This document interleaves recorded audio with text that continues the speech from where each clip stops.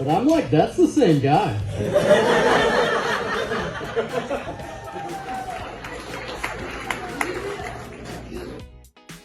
What's up, motherfuckers?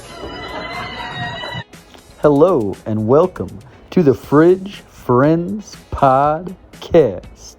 I'm your host, Jake Martin, and today we have L.J. Sullivan, everybody. That fucking guy, host of that fucking podcast.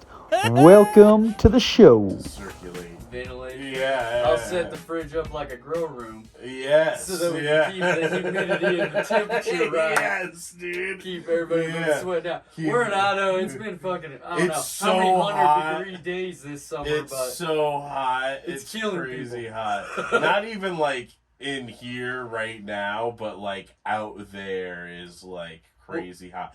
And the sun isn't even up. The sun we're doing it at is night. down, And it's probably man. in the high 80s. Yeah, maybe yeah, it's 90s, probably like 88 degrees. I gotta Yeah. check now. I'm gonna We fucking had- check. Yeah, we had this podcast at like 6 o'clock, I think, like right in the peak of the heat with Chris Foster. Oh no! No, he didn't make it That's- with all his clothes. Yeah, so man, that's too this- much, man. It seems cool in the Yeah. fridge, but it's cooking. It seems cool in the fridge, but it's cooking. It's really. If you can't handle the heat in the fridge, you get out. It's 82 degrees. Not quite that hot, but Okay. still, it's a high of like 100 today. So, Yeah. fuck, man. It's hot out here. Kind of blew past the little intro, Oh, hey, there's an intro. but well, just to introduce you to the people who maybe Oh, don't yeah, know. hey, yeah, that's we're doing the welcome thing. my good friend, hilarious comedian, L.J. Sullivan. Everybody. Hey, what's up, everybody? Yeah. I imagined applause in my head, just like a studio audience. Yeah, exactly. Yeah, like when you're in the backyard throwing the football as a kid. Yeah. And the crowd goes wild. Anyway, yeah, I'm a comedian, fellow podcaster, even though I haven't released an episode in a little while. I have one. That fucking podcast. Yes, that fucking Yeah. podcast. And I have an episode, and I don't. Oh, a like new one? Yeah, like I was saying, Oh, like yeah. I don't really edit, like, but I do like to do a proof listen. I tried and- to just, whatever we're saying is gold at Yeah, the end, and then I'll put my intro in or Yeah. whatever and fade out or something. But yeah. you get somebody over here who wants an hour of unusable shit, then Oh, you gotta God. start editing. You know? Yeah, no, so. I've not been put in a position where I feel like I have to. Well, not true. Early on in the podcast, I had some major audio issues, and when I was doing my proof listens, I was like, "This is awful. Like, I gotta Yeah. try and cut this." And so I tried my best. Some of it's still up though, and some of it's still really hard to listen to. I'm not sure if I should get rid of that. What's your thoughts on that? I have some shit. Oh, as far as the quality of I am audio. leaving up the old shitty episodes. It will get better with time. I was talking to you about we're remodeling my grandpa's house. Yeah. The whole reason I brought that up is because there's a room in that house that is going to be dedicated to my podcasting. You Like, start setting up. Yeah, so I'm gonna going be able to like really set it up. I'm gonna be able to do I'm gonna be able to do the whole podcaster shebang-a-bang. Yeah, because you don't have to 'Cause hook I'm- everything back yeah, up every time. I'm gonna have a fucking room, dog. Like I'm Yeah. gonna like soundproof it and shit. I'm gonna ventilation and shit is gonna be important. Or I'm gonna get fans. I don't know. Yeah, But well, like, to think about the fans thing, you gotta have them somehow be outside of the reach of the mics. oh yeah. Because yeah. I killed the fans as soon as we came in here. Because if I leave that shit on, it's gonna Yeah. be. I mean, it's also in the center of the house, and the house is air conditioned, so it probably it wouldn't would be that be far much of a better concern. But for the electronics, like, that is still a little bit of a concern. Yeah, always. you might get some like cooling fans. for that or Yeah, something. yeah. There's some cool stuff you can do with for sure. gaming computers and stuff. Yeah, I'm That shit works super really good for excited about that. But that's why, like at first I had an idea for setting up my room at the place that I'm at now for podcasting. Mm-hmm. But then I settled on podcasting in my kitchen. Yeah. And then, like, I sort of fell off the habit of doing it in the kitchen, and, like, that zone got, like, cluttered, and it was just, like, a whole thing. Yeah. So that's well, why and then you're keeping up an area that's not only for that you're trying to, like, exactly. It's rehook for, up like, shit. multiple other things. Yeah, exactly. And so I moved to just doing it on the phone, because then, like, if I'm in the car and the mood to do a podcast episode strikes, I can just do it. I can just go. Well, Which and is, I love that Chicago one that you did. Oh, thank you. You couldn't do that any other way. Yeah. No, I mean, my original conception of my podcast build when I was first buying stuff was, I want to be able to take this with me. So the mics and stuff, and like the board and my laptop, all of that is fairly mobile. Yeah. But it is a headache. And it's a lot of things. And I didn't want to fuck with that on my first trip to Chicago. Yeah. So it's so much easier to just do it on my fucking phone. Well, and phones nowadays, like, my phone's far better than my computer is. yeah, I mean, I don't have a good computer, but yeah, for phones sure. are getting better and better. I definitely think that could be said of my phone with my laptop. Like, my my laptop is a little bit dated, and my phone is definitely newer. Yeah. Like, yeah, That's the thing. the It's like computing over time. power on this is definitely Yeah. better. And so, I don't know. But that's the thing, is if I'm investing in this whole room, I'm going to have shit. So, like, the ideal vision of the podcast is shifted and changed. Like, at one point in time, I was in the room in the house that I'm in now.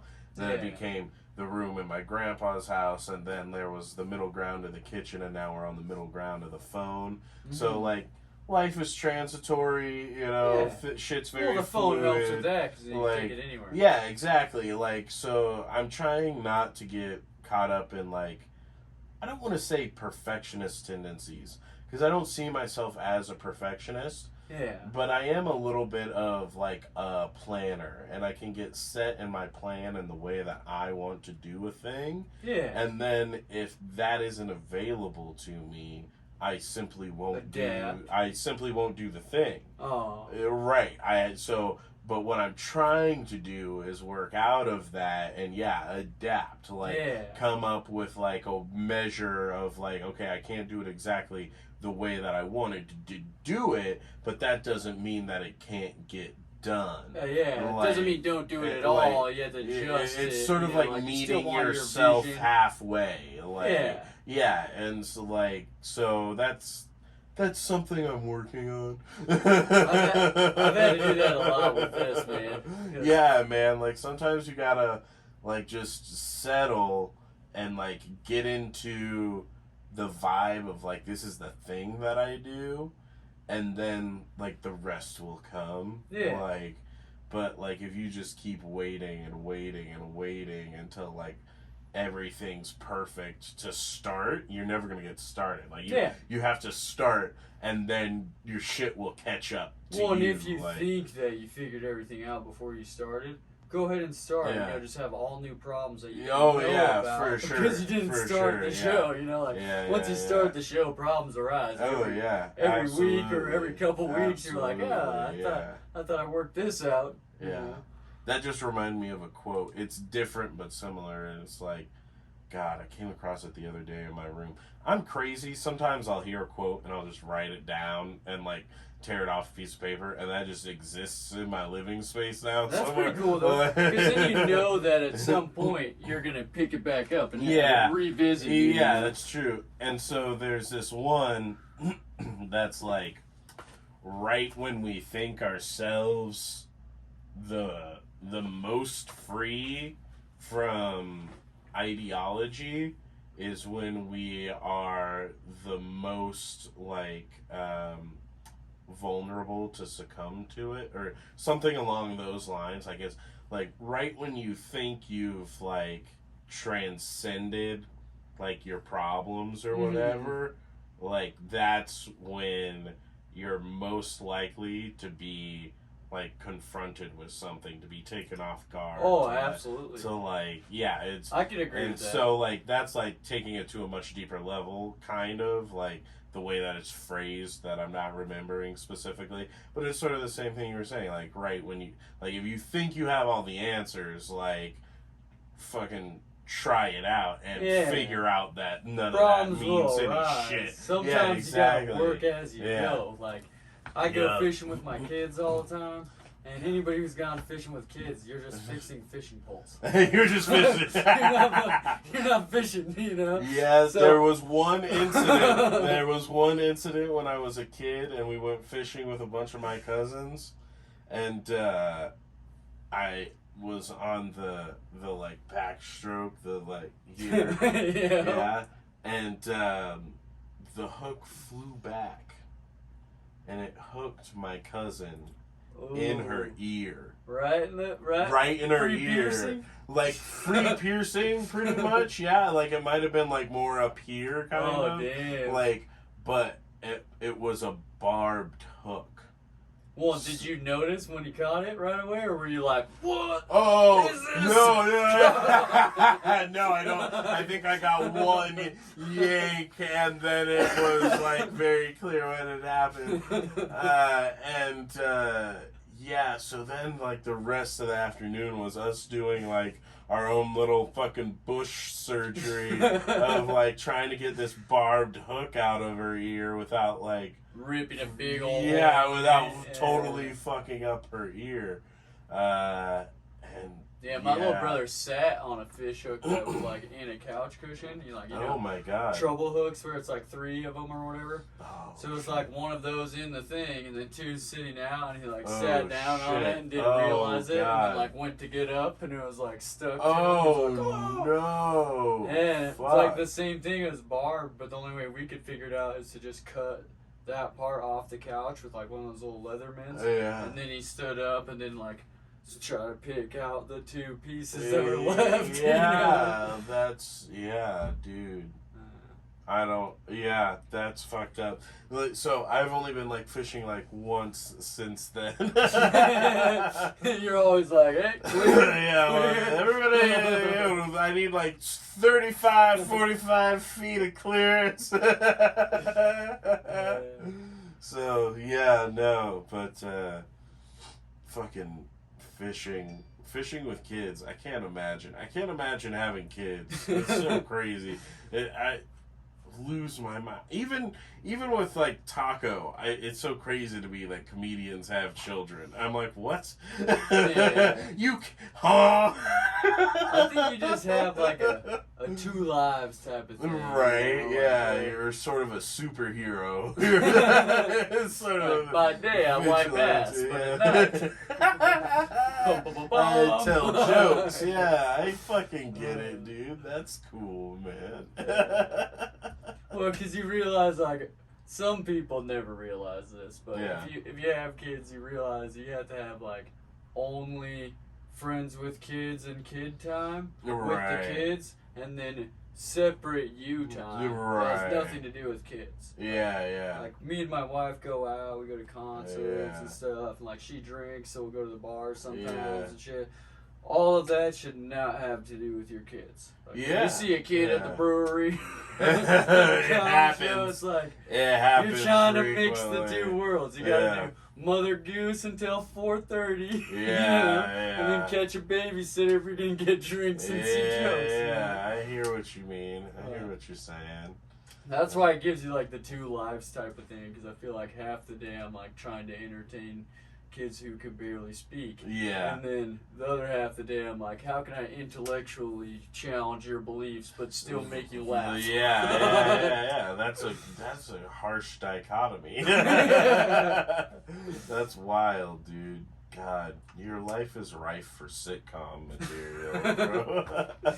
It would be cool. Yeah. I don't know. I got a lot of stories. Yeah, man. I don't. Maybe I'm just in like a sitcom headspace, I've been watching a lot of Seinfeld. Yeah, I love Seinfeld. And Netflix has it. Yeah, so Netflix has it, so it's just on repeat now. It's like The Office was back in the day. That's my go-to-bed show. Yeah, Like, exactly. Throw on Seinfeld. Throw on Seinfeld. Yeah, it's like, God, I don't. There's something so soothing about the way things were shot in the 90s. Yeah.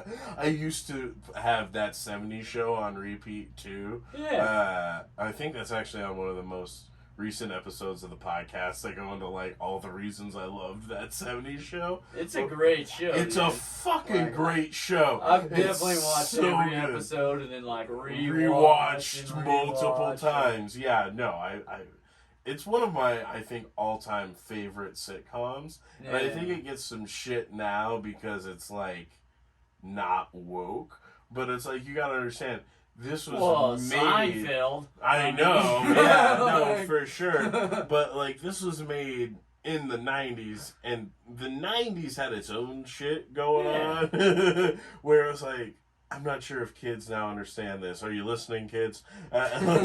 Like, there was this sense in the 90s amongst, like, the robust middle American class that, like, racism was a thing of the past. Like, that, like, we were transcending or had transcended that. Because there's a big interest in pop culture and and literature so- in schools, And, like, where and everybody so was like, at this that is over. point, but what was great about that, even though it was a fundamental misunderstanding of what was happening at the time, what was great about that is people felt the freedom to, like, say whatever the fuck they wanted about whoever the fuck they wanted, because it was like, Which is great for comedy. yeah, it was fantastic. It was the best for comedy ever. Yeah. And so and so things made in the 90s, you have to understand, like, through that lens of, like, it felt like anyone could say anything because we were in this golden utopia,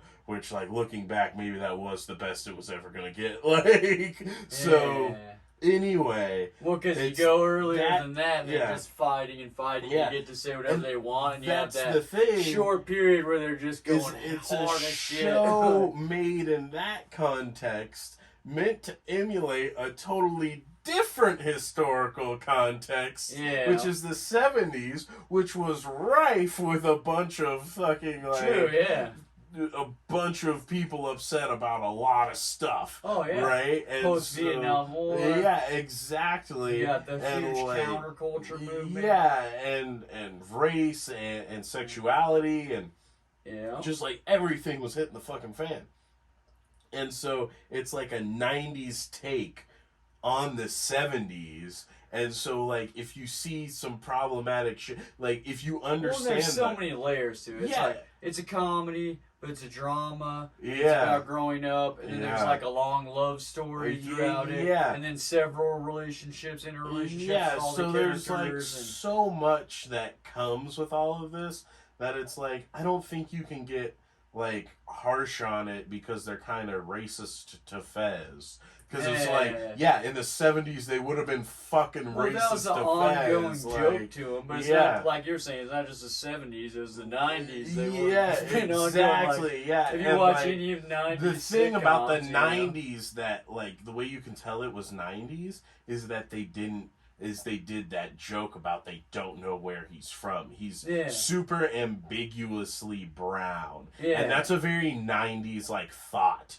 idea to, like, play with. There's a million different takes on that joke that come from the 90s. Yeah. Like, everybody's Mexican, or, like, the different varieties of people, you know, and it's, like, all the same joke, but it is just put in different packages. Yeah, no, it was like a popular concept at the time, like that you could somehow amalgamize all of these. Well, what's weird to me is I feel like over periods of time, it's okay to make fun of different groups. It's true. And then it becomes un-okay, but a new group opens up to be made fun of. Like in the 90s, it was like becoming less okay to make fun of minorities in a public sense. You know, there's still obviously racism today, you know, but But then it started becoming like blatantly acceptable to make fun of people like from the Middle East or that. Right. Muslim, I mean, post before 9/11, that, there was no jokes about post that. 9/11 was such a weird time because it was like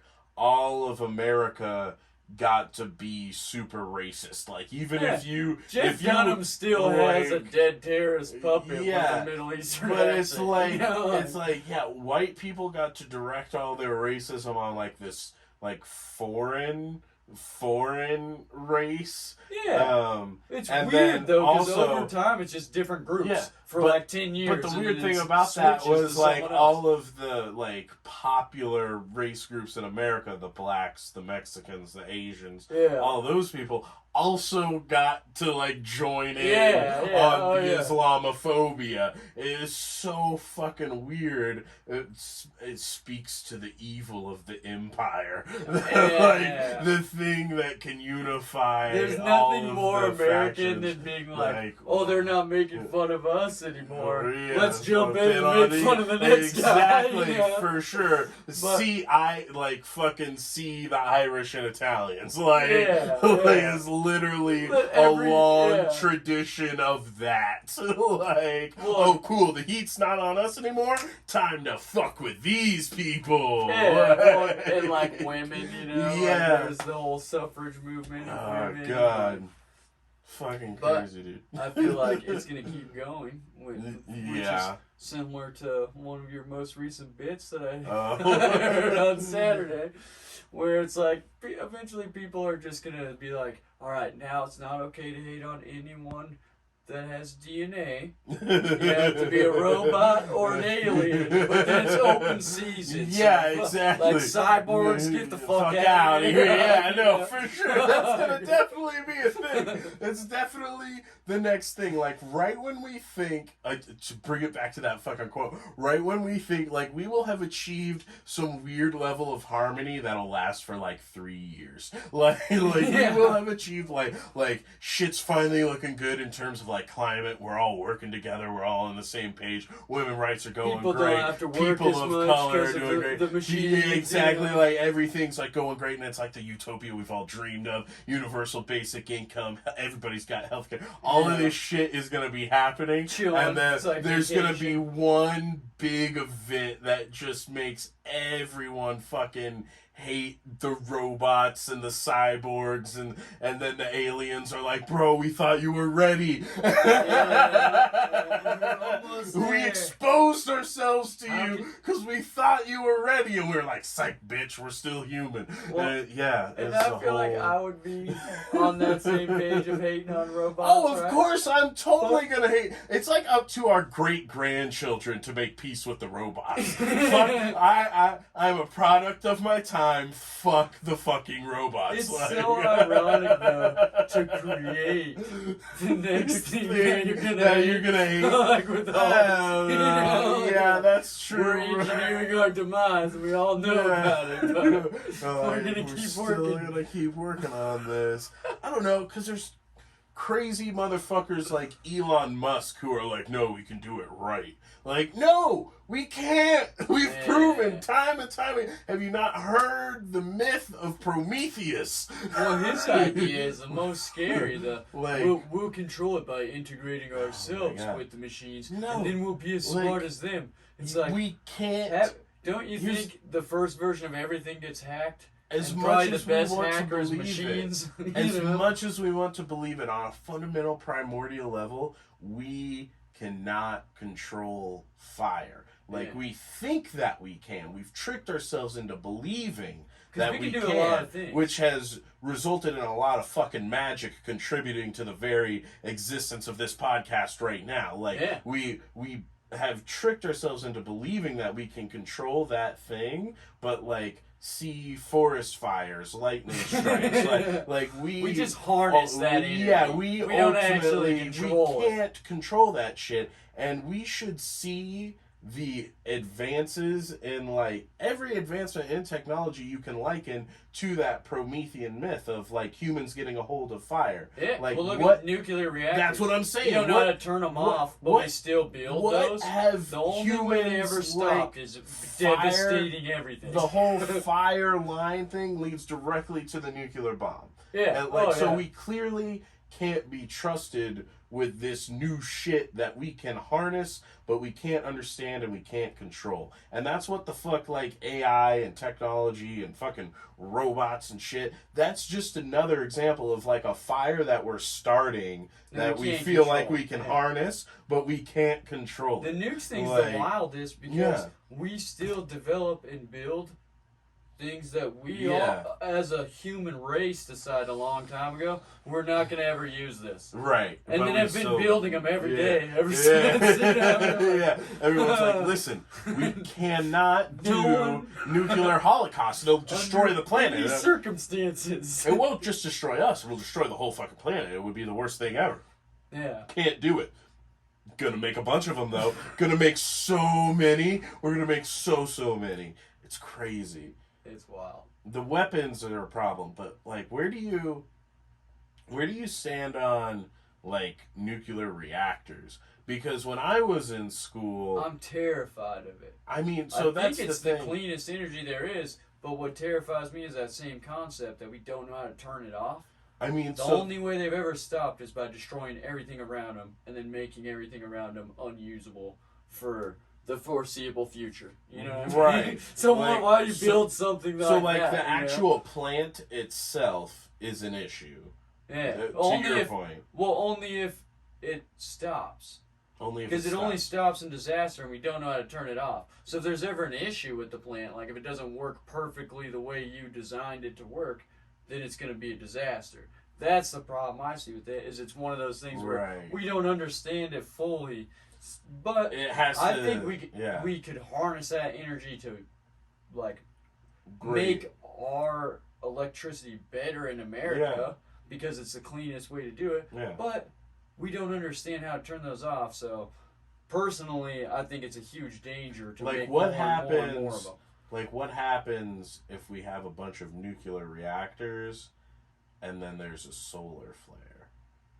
Because then wouldn't the solar flare knock out a bunch of, like, the support systems for the reactor? So then they would all or sort even of like an EMP go into, like, meltdown or whatever, right? Like so I see what you're saying there. That is a frightening aspect. Well, when I was in school, problem. Yeah. That's my thing, is if there was some type of safeguard where they're like, well, we could turn it off for the day and like work on it. It's like, but you can't do that. Yeah. Like right now in Ukraine, they're super worried that the Russians took over a nuclear reactor and have shot missiles super close to it, gunfire, all this shit, because they can't just go, we're having a war, let's turn this thing off so it doesn't blow off the bottom of Europe. They have to leave it on and then fight around it. Jesus. You know what I mean? Okay. It's like, oh, God. If you build one of those and then people start doing dumb shit around it, what is starting to become apparent is it is the plant itself that is more of the issue. Because what I was going to say is when I was in school is, like, the issue was the waste. It's the nuclear waste. We didn't know, like, what to do with that shit. As far as I know right now, what we do is just seal it in concrete and sink it super deep in the ground. That's what I learned too. That's what I learned too. They came up with a new... Right. No. That's what I learned too. Like, they seal it up and they shoot it deep into the crust and hope fucking nobody ever comes across that shit, because it's going to be in radioactive decay for probably a few, like, 100,000 million years. That's like, my problem with it. So that was always my biggest problem with it. But I heard something recently, and I got to do more research on it to, like, this is, like, what happens. You got to, like, fucking adjust your opinion when new information comes to light. I heard something about how, like, they figured out how to, like, recycle the nuclear waste so that they can, like, just keep using it in the plant's process, so that, like, they get it down to the point where it doesn't have, like, it's null, like, it doesn't have, like, they've used all of the radiation. They've used all of the radiation in their process, and so, like, you're just left with, like, this inert like matter.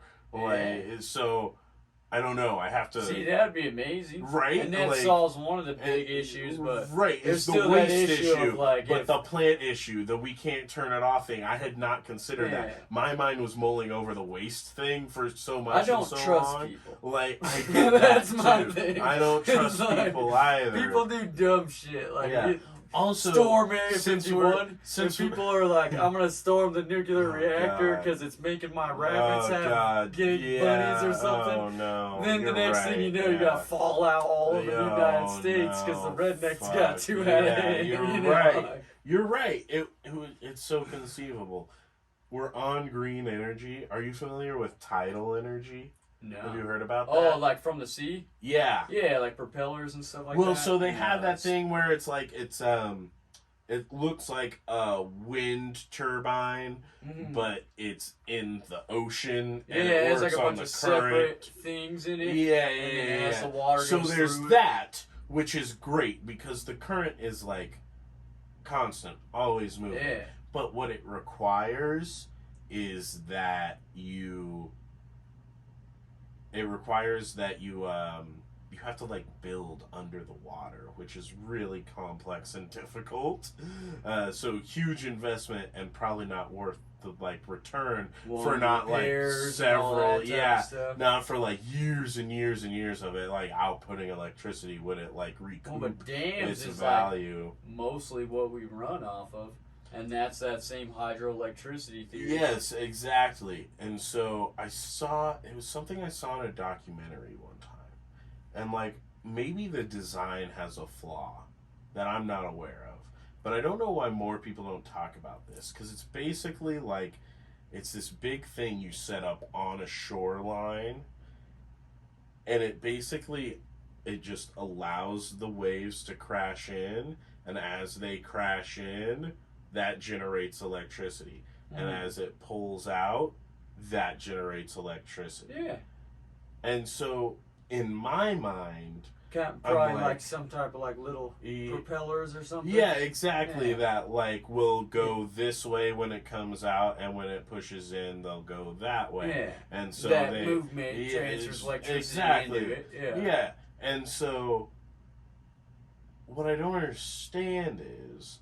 why that can't be more a part, like that tidal energy, why that can't be more a part of the conversation in terms of like, because they say it needs to mostly be like wind, solar, and nuclear. Yeah. Like most climate scientists. Nuclear, you get a lot of energy. You get a lot of bang for your buck. Dangerous. Yeah. So like it's like Vegas. You know? And then like battery technology, so we can store electricity more efficiently. Yeah. Well, solar has some cool stuff beyond just the ability of like solar panels on your house, which is already super efficient. They have like solar roadways and stuff. That's dope. If the infrastructure invested in it, it would provide like the repair of it once you've invested in the initial road would be similar to what regular roads are. Right. But then we don't have to pay the power bill. Yeah. You know, or the power bill pays the road guy. Yeah. And then now we have a surplus of extra money to like pick up needles in the park or something. Whatever we need. Yeah, whatever. Yeah, no, it's... So I don't know, like... Because that's the thing. It seems like there's, like, technologies and things, like, available to us that just don't get into the conversation. Like, people I feel don't think outside the box enough. Like, you know how, like, Macklemore did those concerts? It's like everyone rides a bike or whatever. Yeah. That's pretty good. You did the concert or whatever. Yeah. But what if we did that with, like, all these animals at, like, factory farms? Everyone's upset that they don't get any exercise. You just make that farm have like 100 treadmills. All the animals are getting it. I think they would get upset in the other direction. I think they would be upset that you're putting the animal on a Animal treadmill. slavery. Yeah, I think they would be mad about that one. Well, and then the people have you ever seen a dog on a treadmill? the people who like Wagyu beef and super tender meat are like, no. You would have both camps mad at you, bro. You would have both camps sad at you. You ever seen a dog on a treadmill though? Oh, I'm sure they go ham. They love it. Oh, I'm they sure. They make like dog treadmills. They're like self-propelled. Well, here's the thing. And if you let them go, every animal wants to just run full here. bore. They're an animal. You know? Forget about other animals and trying to get them to do it. What if every treadmill and every Planet Fitness across the country was hooked up to like operate under its own electricity, and then like once you get it going and it's on, it's feeding the excess electricity that you're making that it doesn't need to the fucking grid. Like, why is that not a thing? It should be. Like, you could probably, why? Even if Planet Fitness is packed, you could probably power like Planet Fitness. Right. Because they have like tanning beds. Yeah, shit. I mean, people are excessive. That's why you gotta enlist like all the pit bulls in the neighborhood or something. We should just be on the lookout for literally any and every opportunity where we could be like recycling our physical, like any of our energy really, like back into the grid, so that it doesn't have to come from black ooze in the ground. Yeah. Like, absolutely. We need to just there's ways you could take one problem and solve another one. That's my shit. For sure. I maybe have missed the mark on the old animal treadmill. I don't think that it's a bad idea. I just think in a Twitter world you would have a lot of pushback. That's all I'm saying. But what if we like enlisted the homeless to help out? Yeah, they need help. So if you paid them some money on like a Fitbit type of situation, well, that's where they're like, look, have you have to get this much energy going. Have you ever seen the movie Terminal with Tom Hanks? Yeah, where he's trapped in the airport. Yeah. And so they have that like system where if he returns the carts, he'll get coins. and then he uses that system to like feed himself. Yeah. And then of course the airport's dicks and they like take Hire that system away from him. Yeah, exactly. So, oh, you pieces of shit.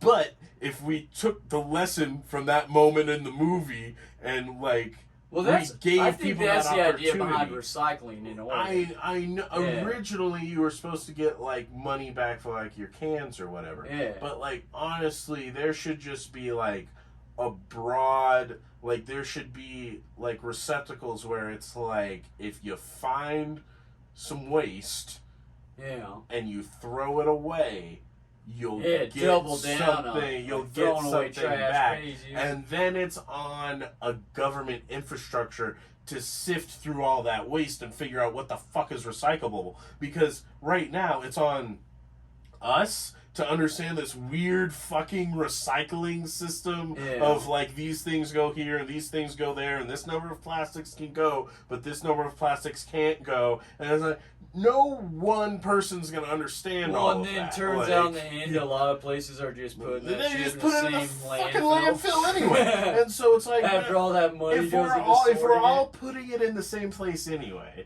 let's incentivize putting it in the right fucking place so it can then be sorted so that it can then be properly fucking recycled. Like, and if you were to implement that system on the outset of it, you would need to employ a lot of people to like figure it out, iron out the system. But as we were saying, robots, they're on the horizon. Shortly thereafter, a lot of that could be very quickly and easily automated. I'm sure you could make a robot that just shreds plastic bottles. 110%. I heard there was some dude doing like bushcraft who like figured out like a thing that like unravels the plastic. Like he puts it on like this little spindle and it like shreds the plastic into this one long like sheet, one long fucking sheet. So then he weaves it into shit and he uses it to like lash together fucking shit that he builds. Like he uses it as rope, and then he can like heat treat it. He can get fire close to it, and so it doesn't like catch on fire, but it melts a little bit, so it solidifies together. And now this like thing, mostly made out of wood, is lashed together with like this permanent, so it makes it like a more permanent structure, even though he hardly used any like wooden trash. Exactly. Yeah, he used wooden trash, but it's like that thing will probably stand for a good like 50 years. Oh, yeah. Like, so, I don't know. We gotta be creative, man. We gotta start thinking outside the box and being enabled to do so by the powers that be. If you that's made the a real game problem. out of creating energy, people would Made do a it. game out of Or, it. like you're saying, the fitness things, like if at every park you had a bunch of those treadmills, and then when you go in, they give you a card or something. Every park in the swing. Once you run 10 every park miles, in the swing, you there's a get little $10. node. There's a little node in the swing or a series of nodes. So when anybody is swinging, it's fucking generating electricity, and that goes into the ground and into the grid. Why isn't that a thing? Like all the equipment everywhere, all the active things that people do was wired in. Exactly. Electricity, and then cut out any alternative source of electricity. So if like your power goes out, it's like, dude, you should be out on the swing set. Or go ride your bike for an hour. Then your why TV didn't will you turn take back your on, kids to and the you can fucking start park watching this it. week, dude? Like, instead of why didn't you pay the electricity bill, it's why didn't you take your kids to the We're park? going the opposite way, though. You get an electric bike full of batteries that will drive you around. What you need is a bike with batteries in it that you're charging up. Right. You know what I mean? Everyone's bike should be doing that. The same Everybody's thing as the bike. swings. Everybody's bike should be Getting you some ideally power. like Not burning generating power, not necessarily burning it, or at the very least have the ability to like do both. Like if you want to go fast on the bike, because some places it's appropriate to go fast on your bike. Yeah. You're burning Like electricity. trails, yeah. You're burning electricity. Some places it doesn't make sense to go fast. You should be pedaling. Yeah. And like that should be enforced. And so Well, I think some of the e-bikes have that feature where it's like you're charging up your own bike again. like that's You the don't way have to it ride it should. again That's later. the way it So should it's kind of work. like neutral. Yeah, it needs to be somewhat of a neutral thing where it's like, so yeah, you can turn it on, get some juice out of it to really get going where you need to go, but then like, yeah, you got to be on time to the interview, but after the interview, you can just ride home. I think with the technology we have, though, like, so people don't want to give up gasoline cars. Yeah, You know, I like mean, electric people cars. don't want to give up gasoline What if cars you because just they don't made have it an to where alternative. You have to, if you want a gasoline car, cool, that's fine. But you have to get a device that's harnessing electricity for your neighbor's electric car or for your house or whatever the whole time you're driving, because you're already burning gas to turn those wheels. Yeah, the if whole there's a time thing you drive, you gaining should energy be off like those wheels, charging up this battery pack that you you're go burning and the you oil. put into like this fucking like thing that like when you roll into your driveway, there's like a fucking power station, and you plug your battery that you've been charging all day, and it goes back into your house or your neighbor's house or whatever the fuck. Like, yeah, but it's a return on burning the gas. Yeah, exactly. If you did that with every car, then it wouldn't be a big deal to drive gasoline cars, because you get a fucking return every time. Yeah, you know? Exactly. We gotta start fucking thinking. We're too smart to be inside a refrigerator. We're too smart to be inside. That is the curse of the comedian, is that we have so many great ideas and we can see through the veil of all of the bullshit, but we have like no desire to pierce that veil. Yeah, like we can see through it, but we're we're to build the device that harnesses energy off the wheel of a tire. Yeah. But we know that they do that from a windmill. Yeah, I know from that a it's dam. available. It's the same thing. That's the Why thing. don't you It's put that like- on my car? Yeah, like there's so much. That's the thing, is what I was saying originally, is like there's so many technologies that we know are available that like just aren't being deployed, aren't being used, or it's like, utilized why? the way we could. Yeah. Nobody's buying a brand new vehicle that doesn't have a bunch of adjustments made to it from when we started making automobiles specifically for the environment. That's what catalytic converters are. Right. That's why they've upgraded mufflers, all these things over the years. You have to pass emissions. If they would have just said you have to also be producing a certain amount of energy to give back to the community, then all cars would have that device. Right? Yeah. You know what I mean? And there would be much less pushback than like what they're doing in Cali, where they're like, no more gas cars. You know, you can't buy a brand new one there. All that does is lose them money because people aren't going to stop buying them. It's not illegal to drive them there. They're just going to go somewhere else and buy one and drive it down. Buy it in Las Vegas. Yeah. They'll fucking drive it right back or get it delivered. Exactly, yeah. You know, yeah. With the internet, you can buy shit wherever, from wherever. Mm-hmm. And be like, yeah, I bought that in New Jersey, but I wired him the money over PayPal from my couch. Yeah, exactly. And then he's going to drive the car to my house. Yeah, and then I'm going to drive it from there, and so boom, gasoline really car, go fuck yourself. You know? And that's the thing, and that's what people are going to do. And here's the thing, people resist no gasoline cars because there's not a clear, easily accessible alternative. Yeah. Like, there should be some sort of investment on, I say on the government's part, but really that's on our part. That's our tax dollars. There should be an investment towards, like, I'm sure every goddamn year there has to be cars exiting circulation, right? There have to be cars that, like, people they crush them all the time. Don't want to drive. Yeah, they're crushing them all the time. So what if instead of just crushing them into big cubes of metal that serve no fucking purpose? Why are we doing that? What, it's just fun? It's just fun to crush cars into cubes of metal? It doesn't make any fucking sense. Okay. I think they melted it so okay, sure. To get what they can melted down. Just the metal. Oh, God. Put so many impurities in the metal. You got leather in your metal now? It doesn't make any sense. It doesn't make any sense. That shit's gotta burn off. You know? I guess, but... What are you making out of that? All the shit they sell at Walmart? Yeah, it's stupid. It's fucking stupid.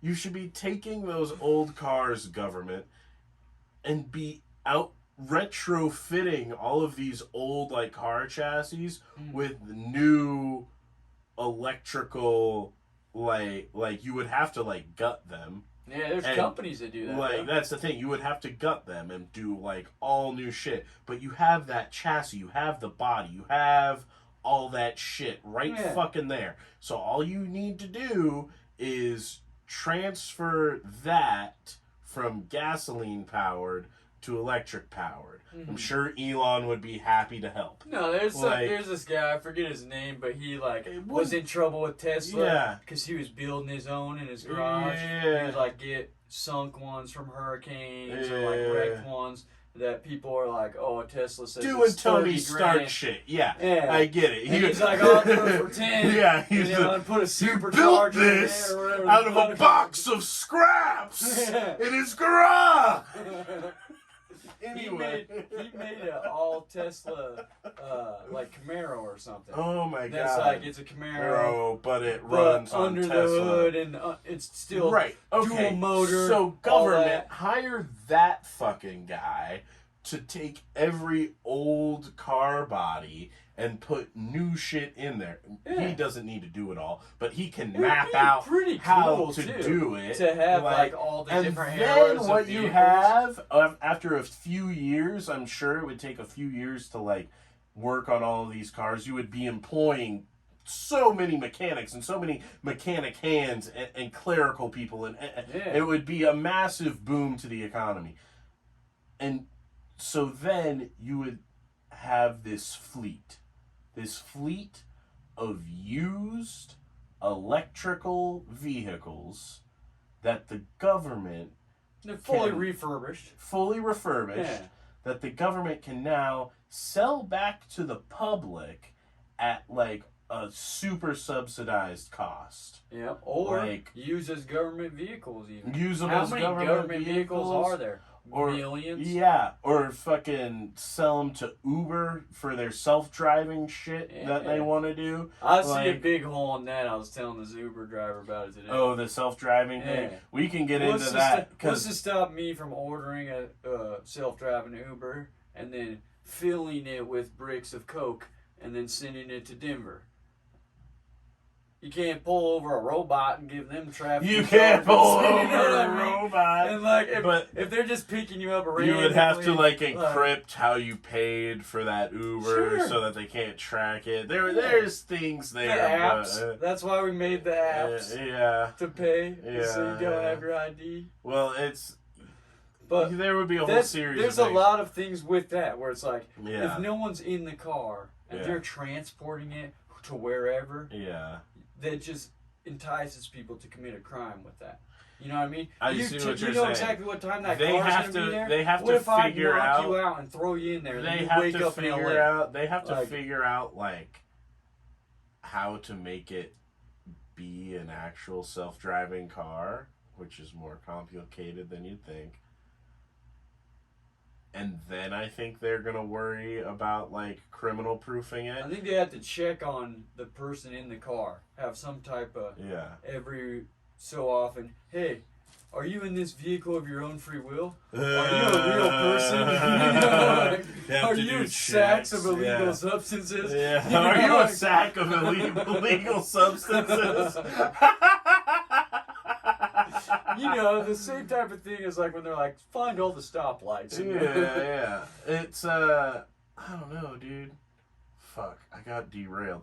Oh, they sell these fucking recycled electric cars at a subsidized cost. So then every high school kid who's like, I want a fucking car. Because that's part of the American dream, folks, is to have a fucking car. Yeah, exactly. It's part of being free. It's the freedom of mobility. I can go wherever I want. Exactly. It's fucking that. It's important for us to have that in our fucking psyche. If you don't have a car, you got nowhere to finger chubby chicks. If we don't have cars, we're going to go back to horses. Because we're going to want, like, we want to be able to fucking go. Anyway, my point is, those kids could buy those cars for like $500, like $1,000. Every kid has to pay $500, and then their parents match $500 to help them invest in it. And then everyone has a car. And then everybody has a fucking electric car. It's not blowing shit out the on a system like that, where it's like, because also that employment, that mass employment of the recycle operation, I think, if I understand economics correctly, is what allows you then to subsidize the car at the sale point for the high school kid, because all of the people who were like working on it with another program to subsidize it more, like shop exactly. class or the school, like, because all those people were getting paid like good money to work on this government project, and then they're putting that money like back into the economy, and so, paying tax on their income, and everything they buy, and all of that shit. And so it seems like through that is how you would then be able to like subsidize that car. But even so, you could like work with like car manufacturers who are going to need to be in on this whole thing. We're going to need those assembly lines, those know-how, those expertise, like. So I think it would be good for car manufacturers, because one of the problems is like everyone loves a classic car, right? Right. Yeah. You can't afford it. And most of them run like shit. You know? But they look amazing. It's like nostalgic, and if you had cars from every different era, it would be good for Chevrolet. And that's like the fucking Star Trek dream, right? Like at the beginning of Star Trek, he's driving like this fucking old ass modeled car, but like I'm pretty sure it's not running on gasoline. Souped up on space fuel. Yeah, exactly. Like so, it's like that's the dream. Like that's the dream. Is like in the future, we should all live in like this modular space where it's like, if you fucking love the 50s, you can put your 50s aesthetic on top of this fucking cold fusion engine and you're good to go. Like the Fifth Element, when he has like tuck and roll upholstery inside his apartment that's like floating in space. Yeah, like you should be able to like slot in whatever old aesthetic you want on top of like the new technology that makes it fucking sustainable. Like, hell yeah. That should be the world we live in. Well, and I think that's why people value old stuff so much. Like, I love old stuff. Yeah. Like, not necessarily even like ancient stuff, just different eras. You know, like carvings and paintings. Just to see how like, shit progressed. Like all those flutes behind you, those are all handmade from Mexico. Oh, and shit! If you look at that one, the like shiny one, that's what you get now if you go to Mexico to try to get one of those. Right. Because people don't make them like that anymore. that was like an art Yeah. that you would make these flutes and people would teach you how to do it. When they figured out that the gringos like the gloss finish. Well, they could probably mass produce those things. Because I have 2 more of them hanging up right there and they pretty much look the same. But if you look at all the rest of the flutes, none of them are the same at all. And you can never find 2 that are the same because one guy's just hand making them. Secret history of the world? That's pretty dope. Oh, yeah, and my wife got that for me. That shit's super dope. It's a illustrated secret history, so it has like all these cool ass pictures and stuff. Fuck yeah. I don't know if you noticed it in the other half of the garage, but I have some cool pictures from like secret societies. There's what? Yeah, there's like an old cave full of Freemasons. They're like meeting on this underground cave. I have a picture of Aleister Crowley out there. Damn. That's actually where I got my middle name from. Oh, wow. My middle name's Aleister. Oh, my mom named me after that guy because she's a Wiccan priestess. She was always into like magic and all that. Whoa, dude. Yeah. I'm fascinated with all that type of shit. Yeah. There's a bunch more like books on like ancient like magic, French magic, and secret societies and rituals and stuff. Whoa. And of course, like you already know though, meditation. Yeah. Whoa.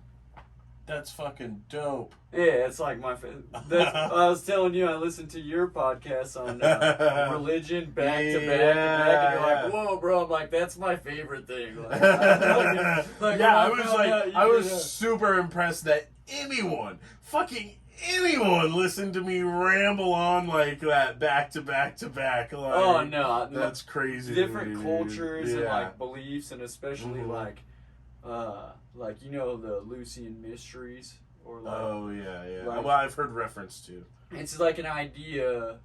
It started with like the ancient Greeks and the Stoics that like there's this society that knew the secrets, right? Which a lot of people believe they discovered that from psychedelic drugs. There's some evidence to that, right? But they would do ritualistic magic and meditation and different things, and they would know these secrets that they would tell to all the people who like started all the governments, all the people who are supposed to rule cities throughout time, right? And then now the general public doesn't really get to experience that. Like our life revolves around the opposite of what it would take to get to that type of state through meditation, and like even transcendental meditation, and our substances that could help like maybe boost you into that are all illegal.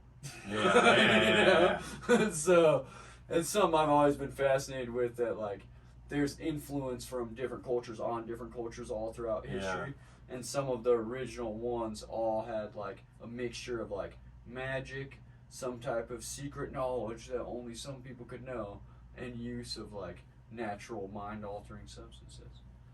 I mean, yeah, that's just like that's shamanic tradition, right? That's like the dude who knows the stories and the histories of the tribe is the guy who knows the plant medicines that can heal you or kill you or show you God. Yeah. And he's the one that's trusted to tell you. Yeah, like, exactly. And he's also the one person who like in a shamanic tradition, in like a tribal culture with a shaman, the shaman traditionally, I mean not traditionally, this is painting with a large brush across many cultures across the globe, we're talking about the human experience, they're usually not the head of government. Mm-hmm.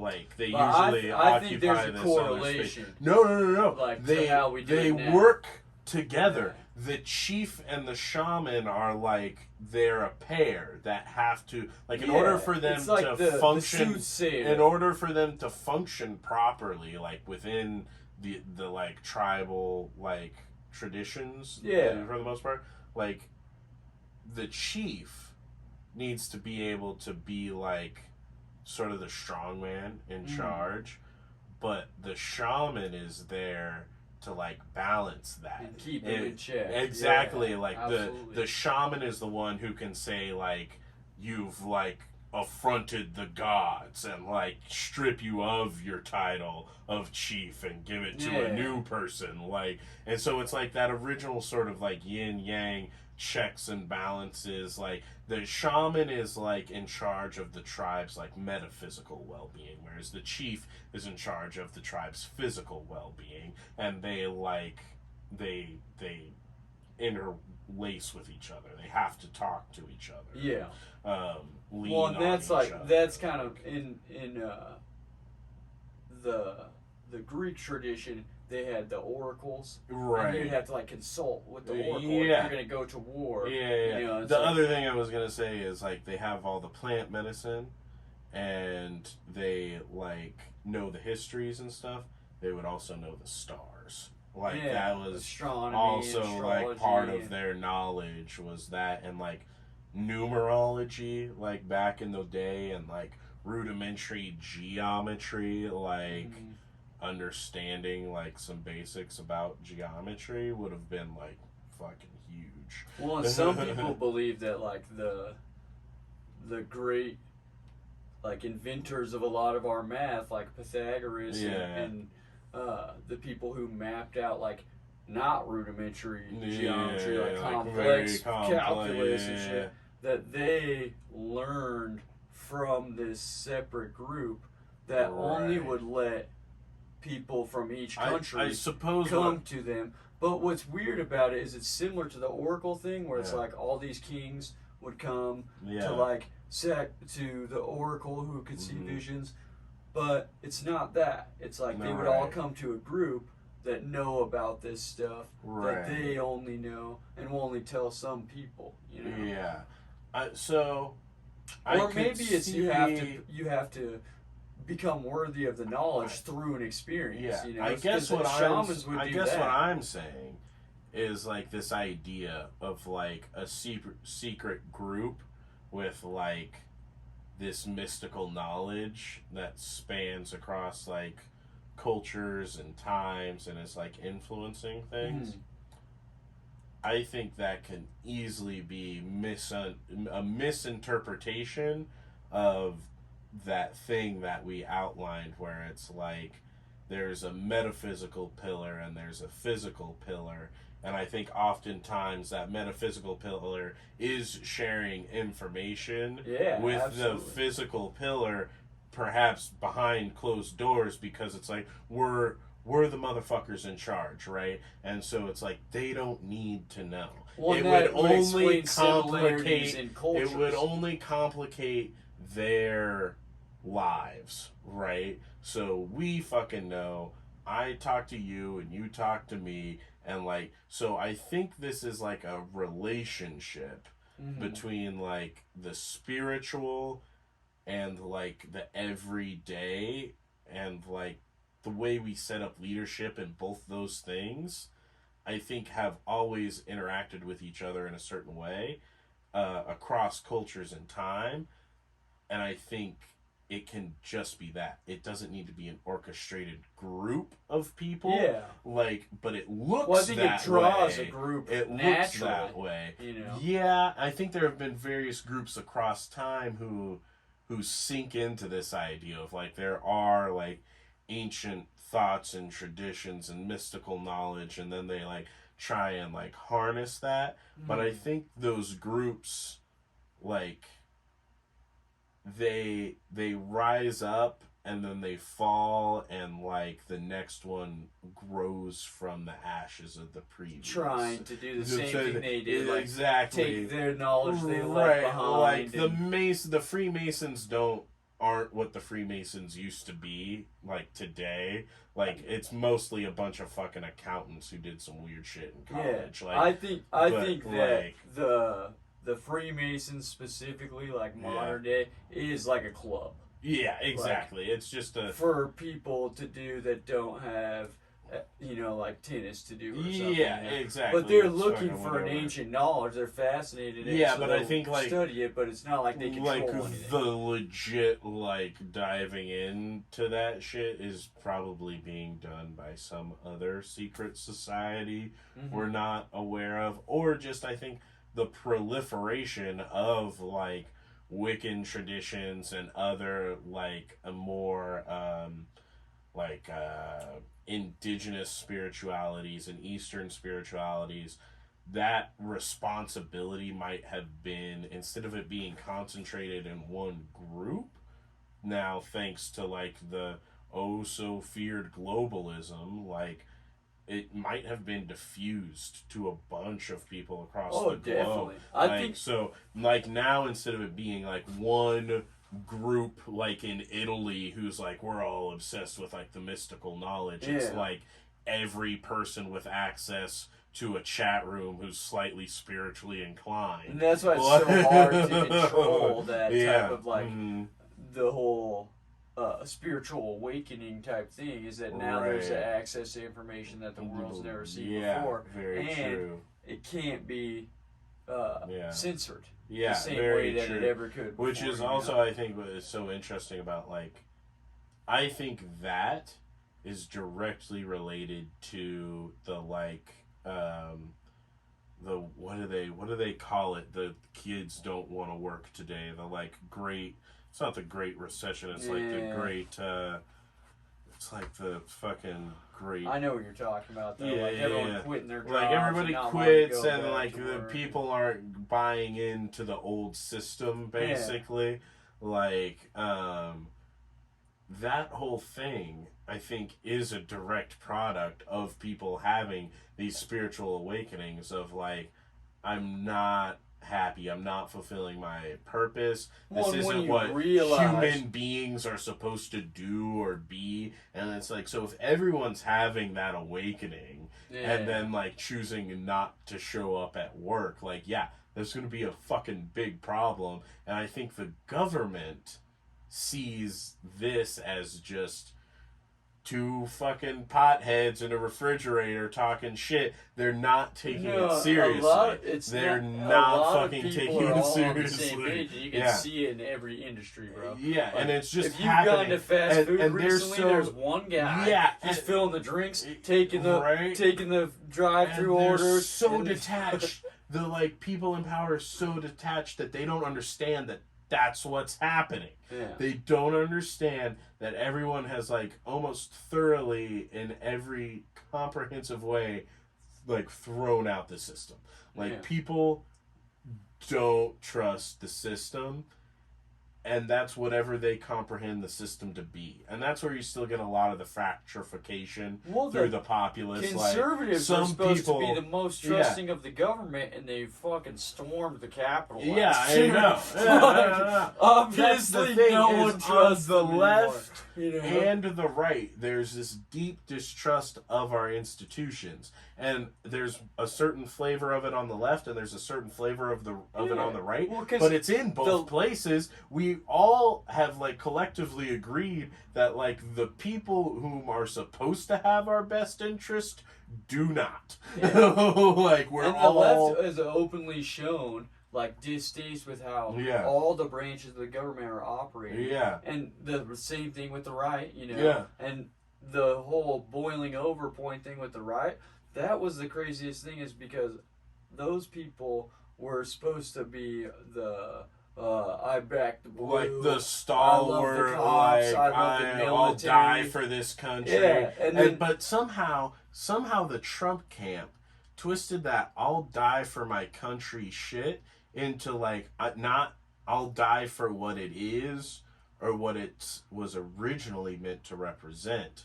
But into the like this shadow version of America, of like that's the country Trump's they want to die for. Only America. It was a wild and strange that's thing. The America they were ready to die for, was this weird fucking shadow, like the worst of our demons running the show America. That's the America they were led to die believe for. all these crazy things. That Trump's America is the only America that's good or whatever the fuck. But the thing that I saw is that we used to have all these different groups, and they may not fucking have always gotten along. Right. But if the group that, like, you could always rely on, like, a motorcycle gang to do motorcycle gang shit. Right. But then we have all this shit going down, and all of a sudden motorcycle gangs are back in the blue, friends with the police. Then all these other radical groups start getting wrapped up in that same cause because they might disagree with the other causes. I think is the only reason and they think there's got to be like a line. There was a them. comedian. And you end up with this shit. There was a comedian who had a bit about this, about how things intersect in this weird way. Like it was something to do with the Westboro Baptist Church back when they were a big thing. Yeah. Like because you would have like this family of this fallen vet, and let's just call it a Jewish family for sake of argument. This like Jewish family of this fallen vet, and like the Westboro Baptist Church is going to show up to the funeral to protest it because like they think that the only reason this dude died in battle is because there's gay people in America and it's God punishing America. Wow. So they're like marching around the shit saying like God hates fags and stuff. Well, but disrespecting like, a veteran's exactly. funeral for But their then own religious the fucking... people who show up to defend them are the Hell's fucking Angels. Yeah. Who like normally Hell's Angels and Jewish people you couldn't that normally wouldn't work, but it's a vet disrespecting a veteran. Exactly, I get that, and like so it creates this weird like dissident fucking thing. I was like, what the fuck is going on? That's how it is in jails and prisons too. It's like they go, oh, you're gonna put like weirdo fucking rapists and shit in here with us. We'll take care of them ourselves. Yeah, we're street justice. Like, yeah, there becomes a point for where sure. you're like, if you know the government or the cops or whatever isn't taking care of something, that men will just be like, we'll take care of this. Yeah, no, and if you're gonna let them, it's like, sure, it's their right to yell whatever they want. At the funeral, technically. But the Hells Angels coming in should be able to do that too. Yeah, you know what I mean? So it's just, it's like what you're saying. But what's weird to me is you can't be like known as a 1% internationally like infamous gang and then be like, okay, because I don't like minorities, I like the police now? Yeah, no, it's that's the wild. That's the fucking weird thing. Because also the Hells Angels actually sort of have a reputation of this. Like if you go back and you look at their history, they've been like called in like a few different times by a few different people. Oh, to be protectors of stuff? To be like protectors of shit just because like especially like in the 70s and 60s and shit, like any countercultural movement, like the Angels were on your side and they'd be security for a lot of because they didn't fucking like the cops or the government. Like they didn't trust those guys. So it is fucking weird. When they don't deal with people fucking around. Yeah, and so it's weird to then to do that about face. To be like, oh, it's all about the fucking cops now. Yeah, we're on a team. And it's like, but like part of that I think is like the realization of how much like fucking alt-right, like essentially, let's call it what it is, neo-Nazism has like infected like the communities that traditionally end up being police officers. Yeah. So I think they saw that and they saw an opportunity. I think that's on purpose too, though. Like I think because a lot of police officers become that way for a reason because they're fucking. Somebody needs to update The Departed and make it like the main guy is a Nazi. And it's like the Nazis are infiltrating the police department as the police department trying to infiltrate the Nazis. Like the same thing they do with the mob in the movie The Departed, but with like neo-Nazis in a government. That would be a powerful illustration of like sort of what we're describing, like how these cultures have been mixed and intertwined. Like how in that movie it's like there is no difference between the cop and the bad guy in this movie. Like they're the same types of people just existing on arbitrary sides of like the line. And that's kind of reality. Yeah. But it goes the other way too, like that Michigan mayor that got kidnapped. And then they're like, oh, this crazy radical group kidnapped or was the governor? I think it was the governor. They got kidnapped. They said they were going to, like, hang her, all this stuff, right? But she ended up being safe.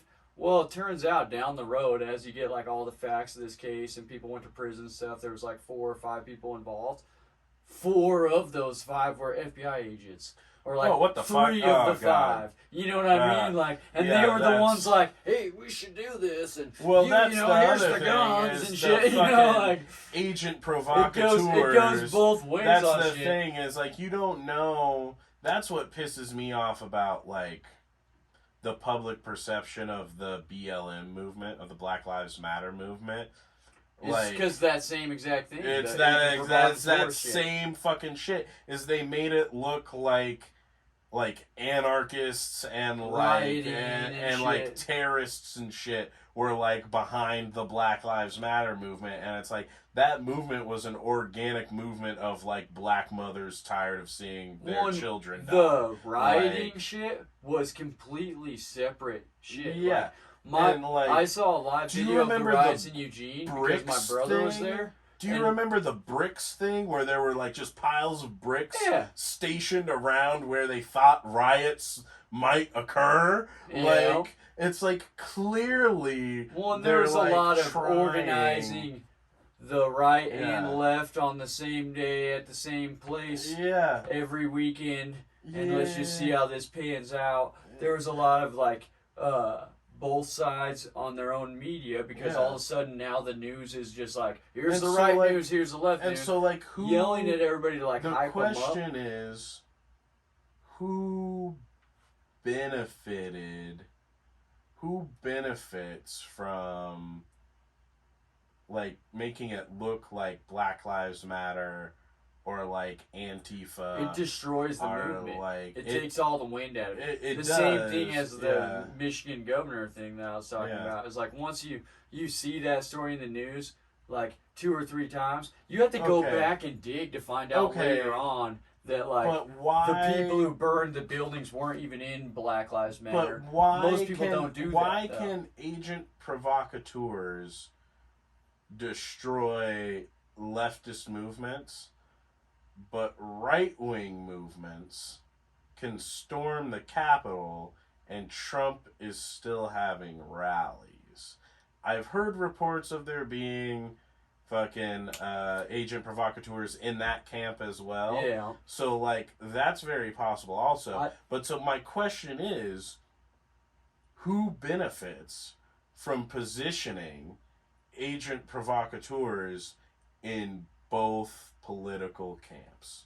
I think it's just causing more and more dissent is what the benefit of it is, because both things cause movements to fail. You look how many people went to prison and are still like going to prison on the right. Gets people to feel disenfranchised, so then they stop believing in democracy, so then it becomes easier for you to just like oligarchy keep a hold on them. They're unwilling to be a part of the next movement. If you lose all your beliefs, like, so you find out all this shit about BLM, that there's people causing all this violence. It makes people and apathetic. Well, it makes people go, hey, like if I am a true believer in that movement from the beginning to the end, and I don't find any of this shit out till the end, that there were certain people in the movement that were hired to make it look like this movement stood for all these things it didn't, and that basically it's a joke in the eye of the public. And then the same thing happened to the right when all those idiots stormed the Capitol. Right. They're like, you guys are all a joke. Yeah. All those people should feel embarrassed on in both situations. Like, naturally you're going to be like, I was out here yelling this thing that I thought I believed was this, you know? Right. And then the next day I find out the same people yelling that were burning down a building.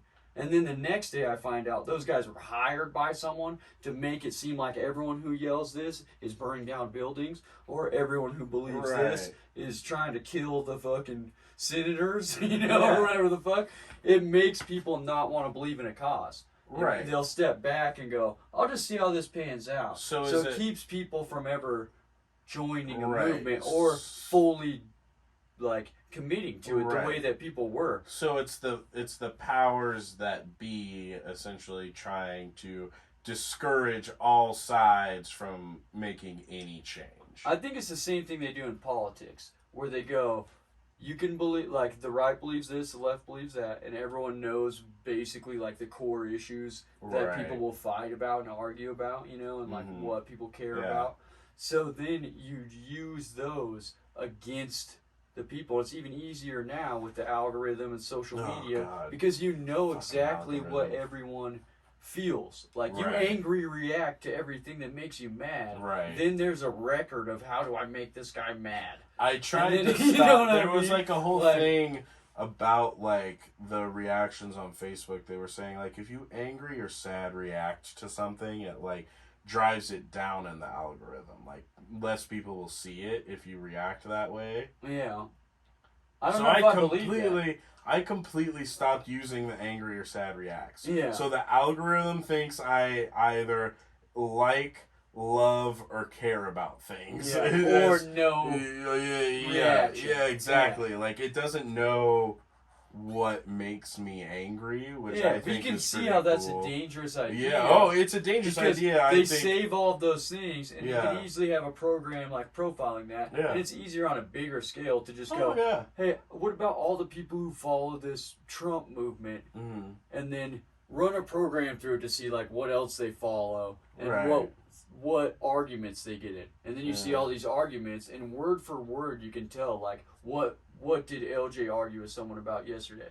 You know what I mean? Yeah. And then I can curate a thing like, hey, everybody who cares about this Black Lives Matter thing just wants America to be better. They want everyone to be included with each other, and they want change that's not fucking happening. But they're trying to do it in a non-violent way. As long as they do that, the people will stay behind them. As soon as shit starts getting burned down, people can just chalk it all up to violence and they're just trying to steal shit, whatever. So all you need is a small amount of agent provocateurs to steal a bunch of shit, burn a bunch of shit down, and become a part of that movement for not only the people who are already against that movement or even on the fence, but the people who are involved in the movement to be like, I don't want a part of this. You guys just burn down my friend's local business. What's frustrating to me, no one who actually believed Black Lives Matter would have burned down like a mom and pop store. That shit was happening all over. Nobody who believes the ideals would have done it. Exactly. So it just takes all the wind out of the effort. So the interesting thing to me is we can both see how it happens on both sides. We can both see how it's like this side was like fucking misrepresented in order to damage its cause.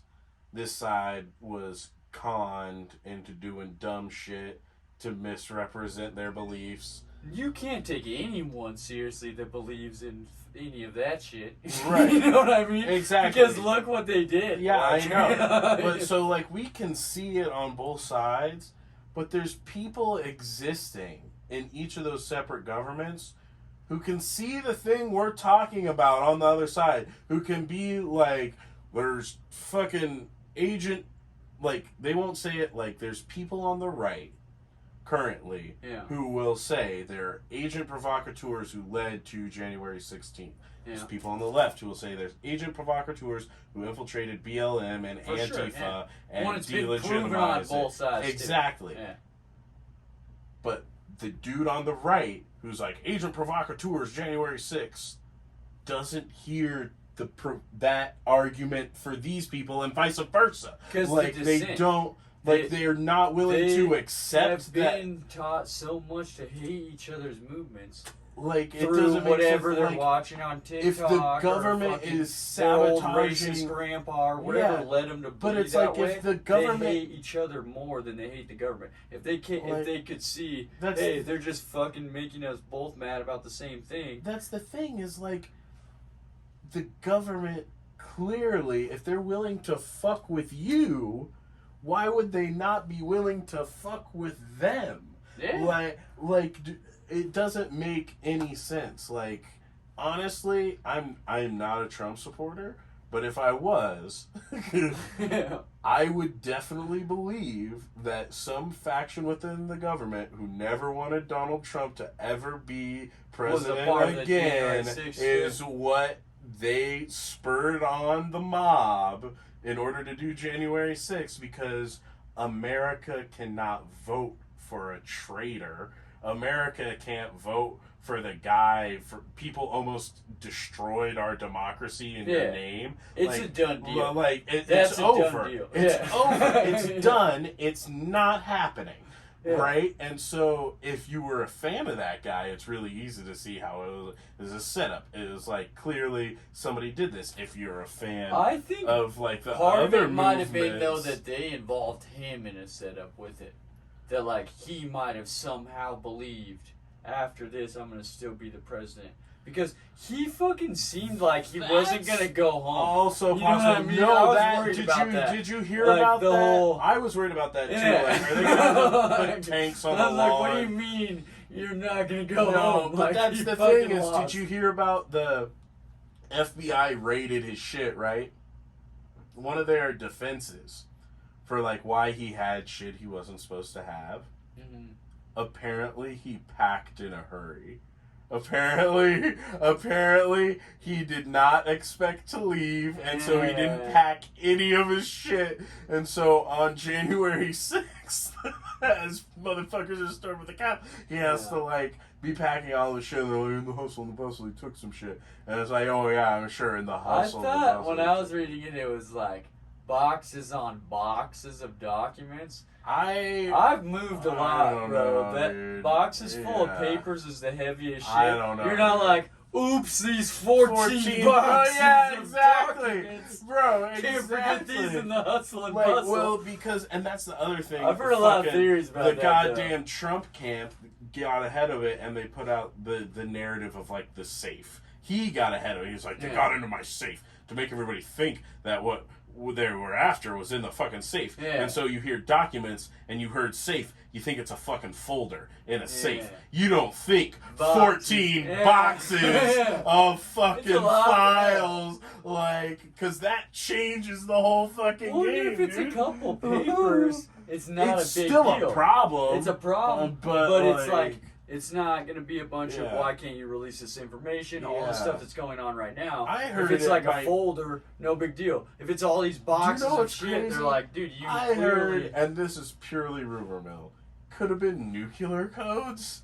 Like, I he don't could have know. had fucking nuclear codes, and it's like, why did he have those? What was he planning on Well, doing and why with is them? that printed out? I don't think that's real. Right? I don't think that the nuclear codes exist in, like, a printed out version. There It'd be can't, too easy to, like, but it also steal it off it a also piece of can't paper. be digital. Well, no, like... it can't be that's it could less be- safe it than could be- analog. No, it could be if it was like only like the nuclear football, how it's Yeah. like thumbprint scan, retina scan, DNA test.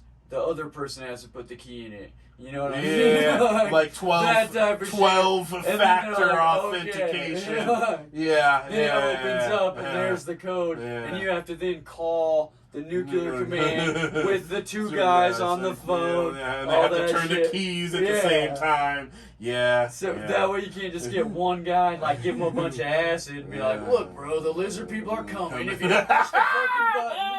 Like, The lizard people are coming. it's like, not my chair, not my problem. You just push the fucking button. Then everyone dies. Like, you have God. to have a Have you- fail safe. It's a bit I've been kicking around for a while. I have not been able to figure it out. I'm not sure if you've ever heard me play with it, but it's about the lizard people thing. I don't know. I don't think so. That shit infuriates me.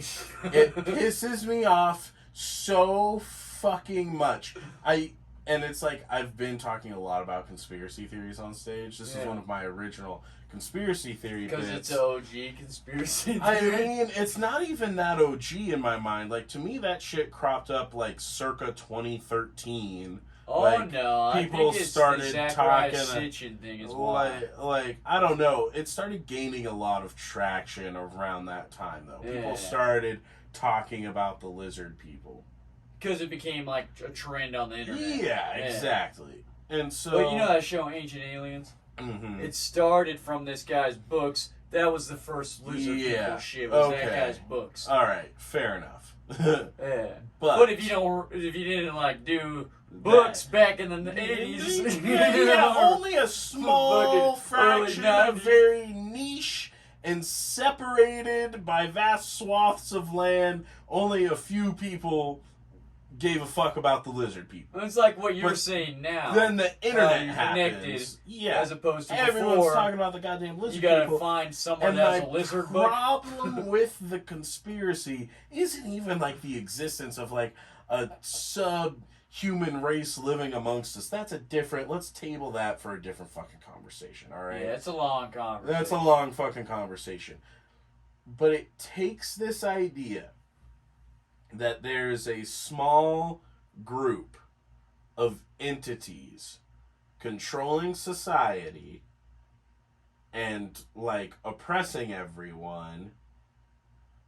It makes a joke at it. It makes a joke out of it, mythologizes it, turns it into a fucking fairy tale that then makes people feel like it's out of their purview. It's something that they can't affect. It's like they need to be a fucking demigod to wage war on the goddamn lizard people, because that's the only thing that makes sense once you accept that lizard people exist. Like, you have to have be this ultimate control over everyone. right, exactly. Like, so there's nothing you can do. There's nothing you can do because the fucking lizard people are in control, bro. And like, and that, so mythologizing that idea leads to this state of like complete apathy.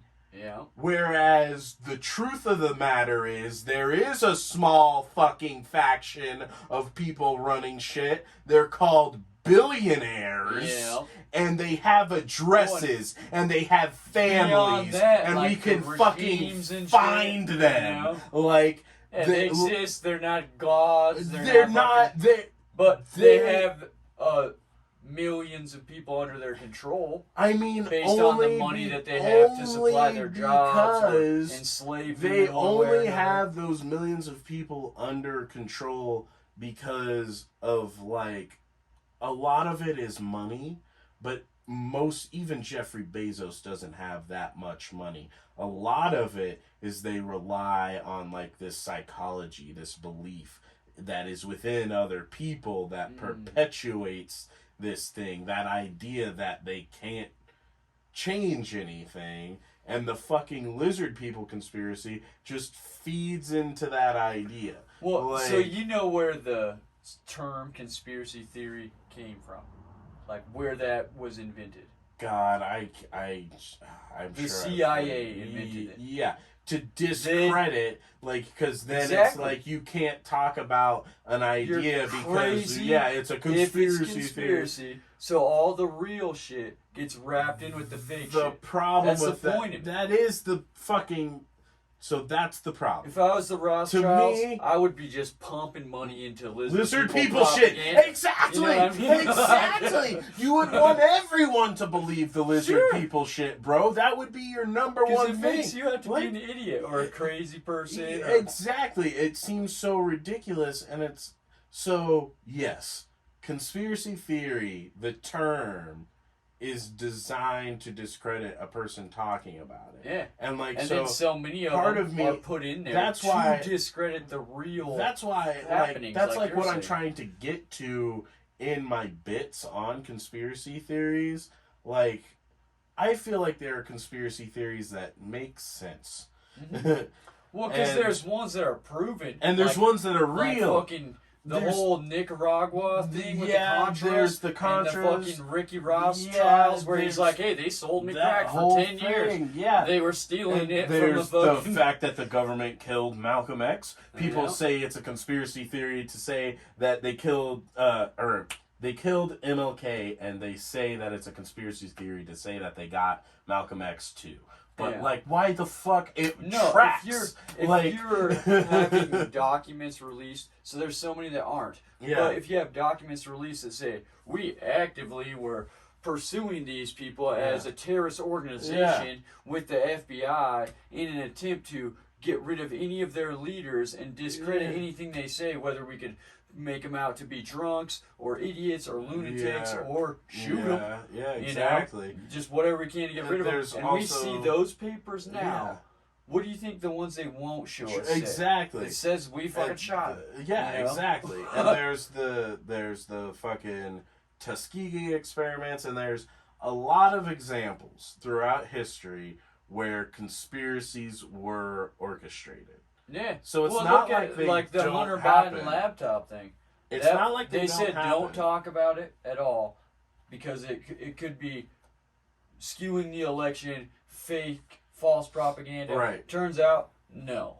That shit's 100% real. All that shit was real, but the election's over. So you don't talk about that anymore. The same thing happens like every, I don't know, I'd say probably every day, but every few weeks where a big story, they go, okay, how can we take all the credibility out of this? And then when it resurfaces that there is some fact to it, no one cares about it anymore because they already thought they got duped. You know, they already thought you were stupid to have thought, you know, this could have happened or that could have happened. Yeah. Then later on, they're like, oh yeah, that happened. Yeah. It's a conspiracy that coronavirus was man-made. Like, it's a conspiracy. Even though all of the evidence points to that lab in Wuhan, like, it all... And it was a flagged false news, ban your posting. They were... And then now... We have, like, records of, like, yeah, they were working on coronavirus in that lab. Like, I don't... So some people take that, and that... So this is where I can't be on the same page with a lot of conspiracy theorists. Conspiracy theorists, not to use the term derogatorily, now that we've covered the origins, people who believe in conspiracies perhaps willy-nilly, or have a fault in their thinking and their logical processing, whatever, they've succumbed to some logical inconsistency. I can't follow them because they'll say that all the records and shit of like them having like been working on that shit is proof that the Chinese government leaked it into the population. Or a fucking dude working in that lab didn't wash his hands enough, didn't do a certain thing, touched his dick when he wasn't supposed to, and then fucking went out into the streets of Wuhan covered in like one of the most virulent things ever cooked up in a laboratory. There's no way it was on purpose. And he was touching on fucking like hanging meats in open air markets. Like, there's no way it was on purpose. Like, it just, if it was supposed to be a weapon, like a lot of conspiracy theorists have said, or like that it doesn't the make sense. Chinese released like the only thing on that makes themselves sense first. Yeah, that's the okay, thing. Sure. It's clearly a man-made thing that leaked on accident. Yeah, like just they won't own up to like, their part in the accident. So, but neither does America still admit like our funding in it. That we were doing dangerous ass testing on viruses that causes them to mutate. Thing, though, is like every government is doing it hurt a lot of people, killed a lot of people. No one wants to admit after the fact. Hey, it's a weird conversation to have at a press conference where it's like, so China had this super bug whipped up in a lab, but like we can't be mad at them about it because we also have super bugs whipped up in the lab. And we also worked in that then like lab. the reporters are like, "What the fuck are you doing?" It's like, "Do you want China and Russia and all of our enemies to have super bugs and us to not have any?" Like, and so you just get into this conversation. Or do you want to naturally have a pandemic happen from a virus mutating, and then us have no research understanding of it?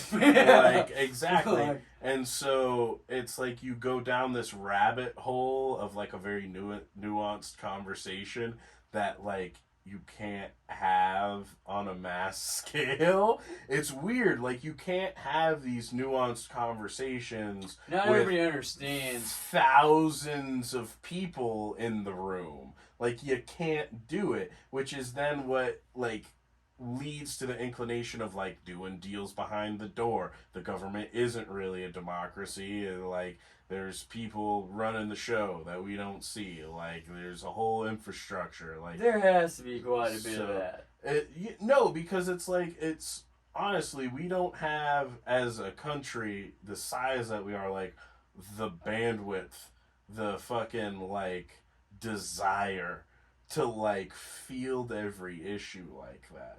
Like, we would all need to be way more well-read and engaged. If they wanted us to choose on every issue, like individually vote for every bill, everything, nothing would ever get passed. Well, we'd never get anything done. Yeah. But the system that we have right now of like, just put this guy in there, he believes what I believe, but he can also change what he believes at any time and vote in any way he decides. Yeah. But from what he said over these 4 months that I was following, I trust him. I think he's gonna stick with it.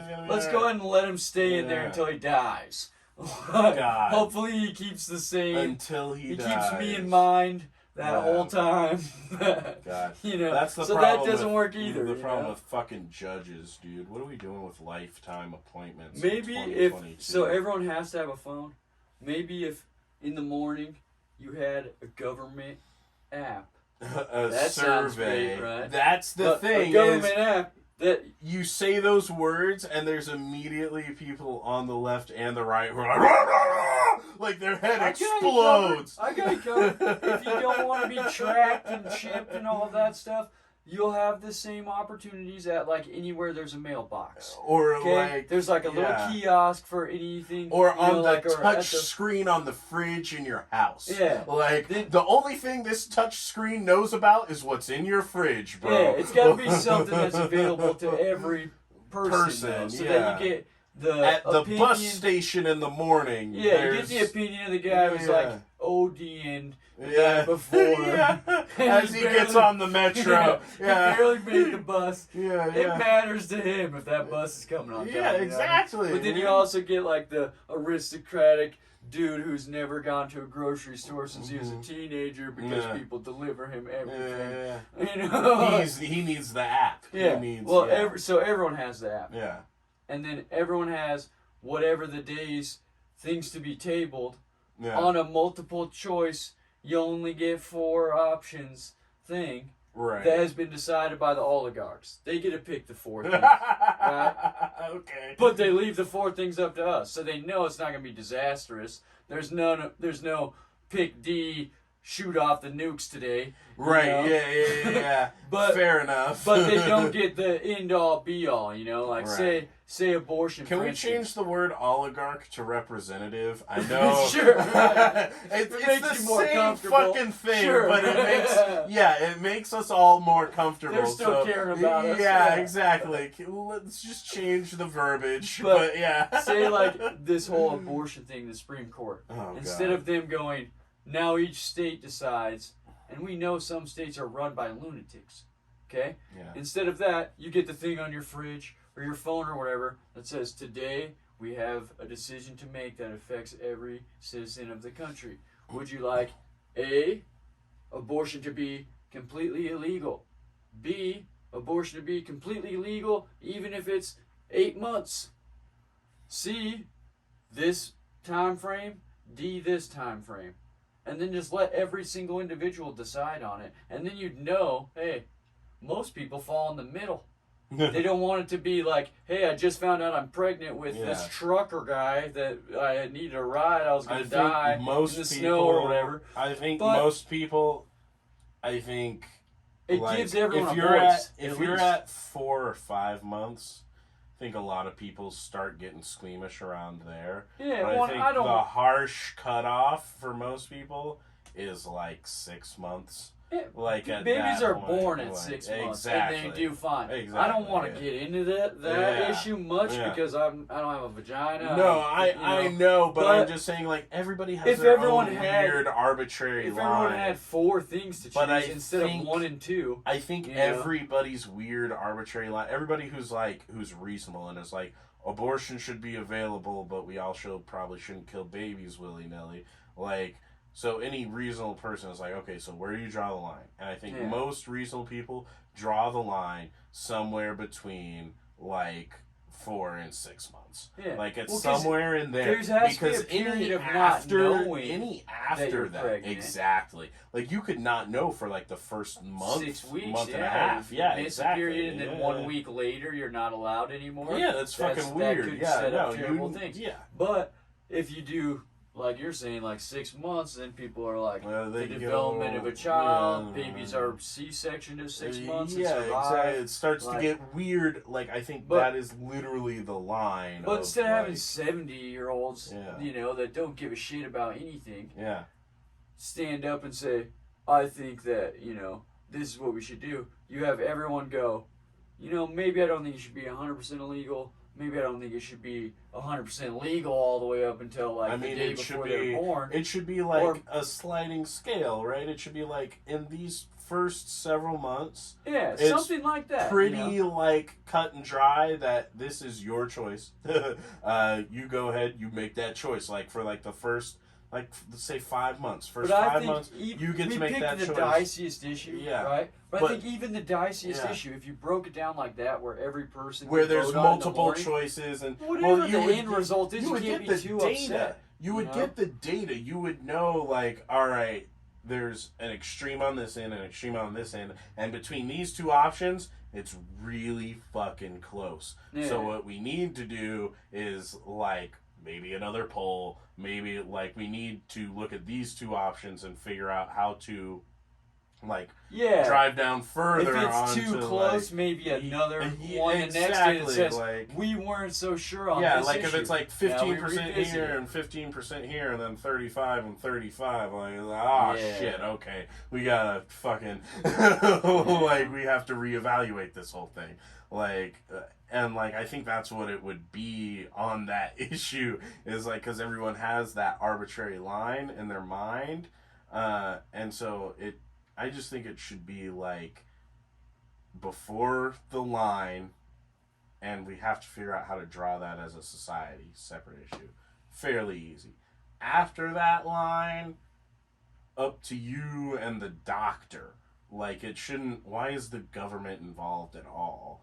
And doctors, you have a Hippocratic oath, don't go around killing babies, please. And so there should be some reasonable shit there. Just like and then also if you find out that this mother aborted a child for no good reason, not even aborted, murdered it a day before it would have been born. Okay, prosecute that person then. That's Casey Anthony. Yeah, exactly. That's Casey Anthony. So, prosecute that person then, but let's not legislate based on that monster. No, let's and prosecute not that the other monster. way either. Exactly. But that's why you have to give everyone a wide choice. Yeah. And then God. if it ends up being something that you don't necessarily agree with, you can at least see that your neighbors and your fellow people are everybody else is on a side. different page. Because there's a certain thing where say you were raised by racist grandparents. That's a popular thing. Everyone's grandparents are racist. Yeah. Say instead of a mom and dad, you were raised by them. Yeah. And then all of a sudden your peer group is not going to have the same, hopefully, same ideology as you. And so then you sort of realize shit, I gotta adjust. Well, but that guy also shouldn't be his voice any more above anyone else. Right. And he'll know right away that it is, instead of only hanging out with dudes at the cowboy bar who are also raised by racists or whatever, and just getting that echo chamber. He'll know by his little app every day saying, hey, we voted this morning. Turns out you can't wear blackface or whatever the fuck that guy thought. Turns out, weird, I thought that was cool. Shit, bro, I thought we were all on the same page. Because whenever you're in the 5%, you're wrong, bro. Just accept you're wrong. it. 95% of humanity is laughing at you. 95% of your fellow human beings are that's fucking stupid. It'd be the ultimate check and balance thing. You know what I mean? Kind of, except for the problem. I mean, you'd have to trust that system with ironclad that know that everyone's vote is legit. people don't mess with it. That's the thing. The system would have to be ironclad, and also there's something to be said about, like, just because everything is popular doesn't mean that it is right. That's true. Like, yeah. And, like, the easy thing for me to go to is, like, slavery. Like, Yeah. if that system had existed during slavery, A, the slaves wouldn't have had access to the app. B, all of the other people who did have access would have been like, this is okay, for like a long time. I can see that historically, because in the beginning of America. But now we're in a place where it's like no one should have restricted access to but the like, app. look at like the Civil War. So Yeah. like once there was the turning point and the Emancipation Proclamation and everything, if Lincoln had the app on the Emancipation Proclamation, and then you don't have Juneteenth anymore. Everyone's free right true. then. Yeah, you know what I mean? Fair enough. It's probably back then would have been manipulated, like you're saying, to where the Right, majority of the population doesn't even fucking have that. No, because that's the thing is if you do put the app back in time, it's like the question is like, well, do the slaves get to use the app? Because if they do, then it still functions. It still works. Your idea still works. Yeah. But if it's like subject to like the mores of the time, then they don't, and it doesn't work. It perpetuates the same problem. Well, but I think so then we still need at that turning point, it would have made it a little smoother. what we need to do is then like project into the future and be like, okay, there might be an unforeseen issue like that you and I don't know about. Yeah. If we implement the app tomorrow, it has to be set up in a way such that this future issue, like, it doesn't get, like, there isn't that misunderstanding that could have happened with the whole slavery thing, like, depending on how. I don't think that's a misunderstanding, like, bro. Well, not a misunderstanding, not a misimplementation of a good tool, right? Like, it's a good tool, but it's misimplemented. It could have been used in a bad this way. issue, right? I thought you were saying like slavery is a misunderstanding. No, I think that's a core bad root. Yeah, exactly. Thing, yeah, you know? no, for sure. But the app, like, it, like, could be, it as a tool could be misused, right? Yeah. Because if you put it in that hypothetical, if right? not everyone had access. Yeah, right, exactly. Yeah. It becomes a problem, right? So in the future, like, we got to think fucking what we said at the beginning of the shit, the robots, the cyborgs, like, maybe they figure out a way to fucking interact with the app that was like different, that we didn't to right now in this conversation and make sure they're like, not like using it to their advantage, or just like, or maybe let's say this, humans, our generation, we implement the app tomorrow, next week there's fucking robots. We hate robots. We've discussed that. We're fucking racist against the robots, right? I don't think it's a good idea. No, I don't either. But they definitely should. 4 to 5 generations down the line. No, but 4 to 5 generations down the line, maybe they should. Like maybe it gets to a point where it's like this silicon-based life has evolved to the point where it is completely and wholly indistinguishable from carbon-based life. The thing and that so, scares like, me about therefore, that, though, like, it is a sentient being with like feeling. Yeah, robots' rights. That's like, what scares me. No, man. like that's a thing that like. So if today we implemented the app, we would need to be thinking of shit like robots' rights, and then also the thing like that's on the edge of what we can fathom, right? We need to be concerned with the things beyond that edge, right? But the whole idea is based on everyone decides every day. So, like, the people of that day would be like, hey, like, is it every few years? Is it cool for robots to vote? To vote? Is it cool for them to like make unions and decide like how what type of work they'll do? If we're getting robot questions every day, it would be like slowly over time. I guess it would adjust appropriately. One would hope. Yeah. Right. Because the idea is you put all the table issues like the week before you're building the next week's issues for the public in the government. and then you're going, all right, you got A, B, C, and D to choose from in this issue. Like, should robots be able to have kids? Yeah. Wait, hold on. They can reproduce on their own now? Yeah, dude. Fuck! Ever seen that Robots movie where it has Robin Williams in it? Oh, yeah. The animated one. They're like building the baby. Yeah. You almost missed the fun part. Yeah, no, I mean, that's the thing, is like, the robots will get to a point where they're gonna have a really solid fucking argument for, like, how am I not a person? Can you explain to me how I'm not a person? And they'll have a really fucking good argument because we won't be able... Because they're so smart. Yeah. But right now, I think the argument is that somebody spent money on all the things that you're created. Like, is that the root of the argument? Is like, you created all the components that you are, so you might be sentient, but if I repossess the core processor I spent my money on, then you don't exist anymore. Or if you know what I mean? Like, you couldn't make my heart or something. Yeah. Like, you could spend money to, like, keep me alive. But I mean, that's sort of getting into a robot abortion argument to fuse both of our conversations. Yeah. Like, once you have made a robot, does it get to exist forever? You're not allowed to pull the plug? Right, yeah, exactly.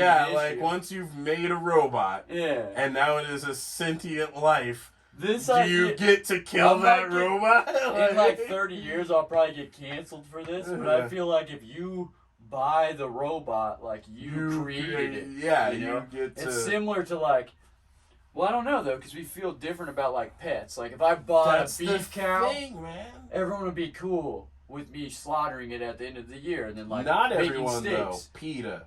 Yeah, okay, not everyone, yeah. But it's still, like, somewhat of the societal norm. If I did that same thing with, like, a chihuahua, there would I'm be a going problem. to jail. People like, I would should be. upset. You know, like, you can't just, well, it's my dog. I can't kill it. Well, that's you know, the thing. That's like, fucked. we already... So that's a good point. So a robot... Like, we're talking about robots. We already really split hairs with, like, biological life and the rights that we deem to other animals and shit. That's true. Versus Earlier our we're own talking about and, them, like, slaving for our electricity. Yeah, so, like, we already have this weird... We already have a difficulty or a structure that, like interprets, like, the level of existence of other beings, right? Because squishing spiders is just fine. Yeah, but no one's gonna get too mad, you know? Yeah, exactly. So what if it's a robot spider? It's still okay.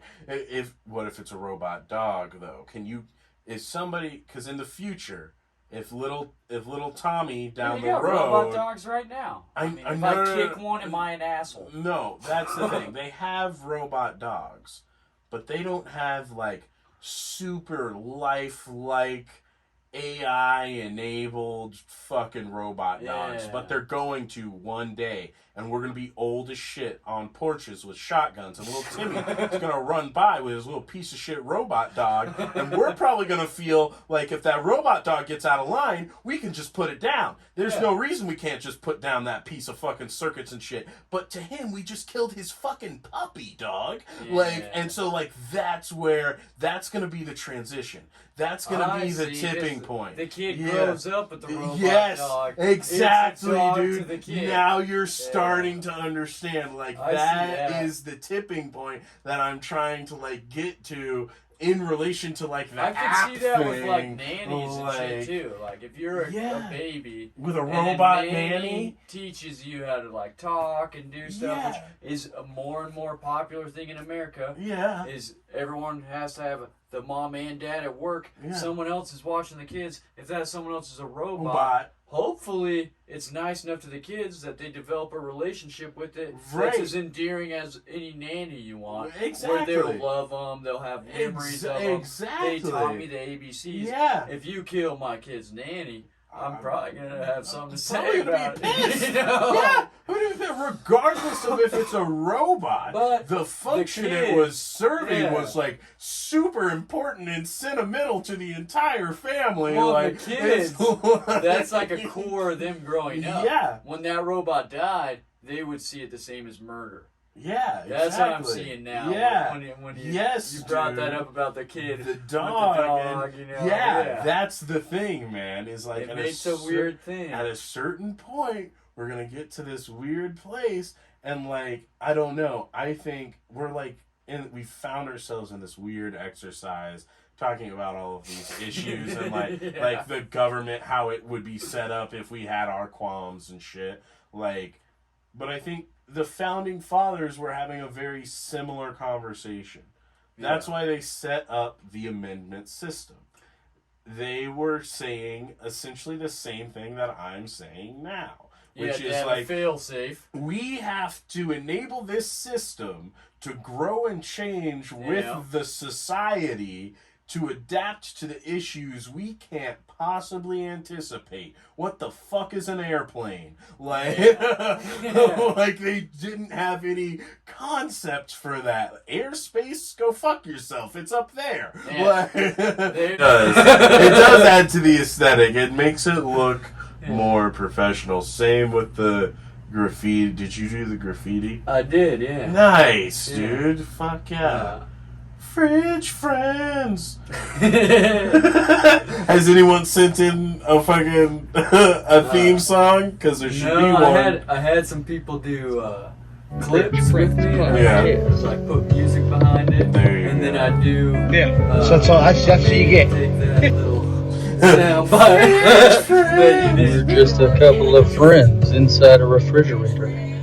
Friends in the fridge.